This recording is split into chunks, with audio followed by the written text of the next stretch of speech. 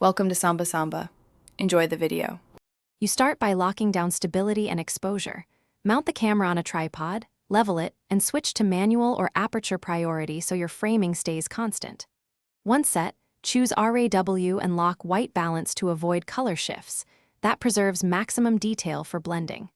Now take a bracketed sequence, 3 to 7 frames at 1/2 to 2 EV intervals, so you capture highlight, midtone, and shadow detail. This gives the algorithm the range it needs to reconstruct a true HDR image.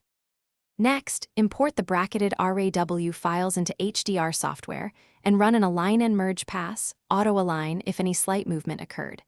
You should enable deghosting to remove moving objects.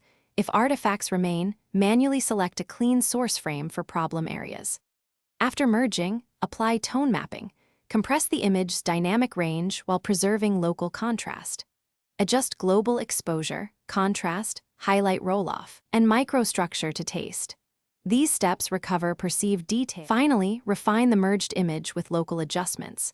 Use dodge and burn to guide the eye, apply subtle color grading, and add selective sharpening. Prefer masking so noise isn't exaggerated. Export at a high bit depth if you plan further edits, or save a JPEG for web use. Embed your color profile for consistency. If you encounter halos, banding, or a flat look, reduce the tone mapping strength, lower microstructure, or paint masks to target problem areas. That usually fixes the common HDR artifacts quickly.